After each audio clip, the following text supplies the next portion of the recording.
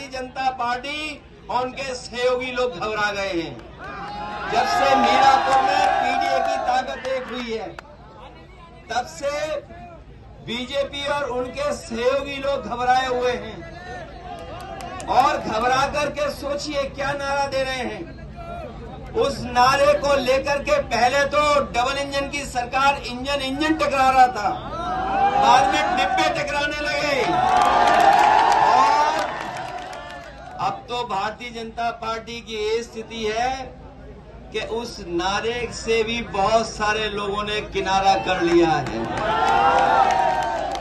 जो हमारा किसान यहाँ है, उसको न जाने क्या क्या भरोसा दिलवाया था। यही किसान है जो हमारे देश की बुनियाद को ठीक कर सकता है। बुनियाद से हमारे खेत से लेकर के किसान की खुशहाली से देश की खुशहाली आनी है। ये जितने भी हमारे किसान नेता रहे हैं, मैं आज याद करना चाहता हूं और ये भी याद दिलाता हूं कि कभी चौधरी साहब ने जो भाईचारा लेकर के किसानों के बीच में उन्होंने एकजुट होकर के किसानों की ताकत बनाई थी, हमें पूरा भरोसा है इस बार मीरापुर के चुनाव में वही एकता, वही भाईचारा दिखाई देगा और किसान अपने हकों को लेकर के लड़ेंगे। अभी तक तो ये किसानों की बोरी से चोरी कर रहे थे, लेकिन इधर तो पूरी की पूरी खाद की बोरी चोरी हो गई। और जिस समय किसान को डीएपी की जरूरत थी, ये बीजेपी वालों को देखने में भी न जाने क्या क्या दिखाई देने लगा है। इन्हें डीएपी में भी पीडीए दिखाई दे रहा है।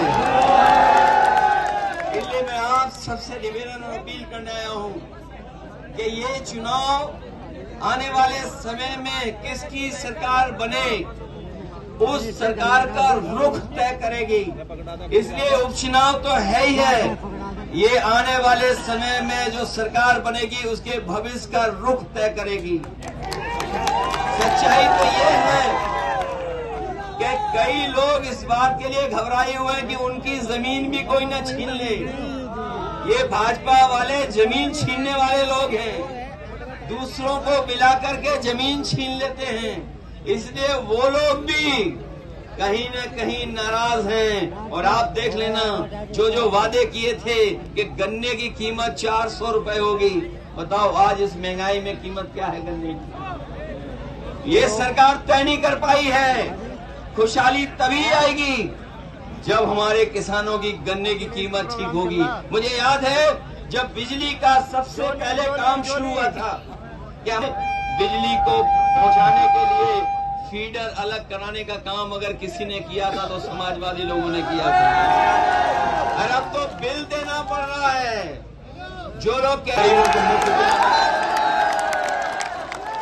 मदद करिए, क्योंकि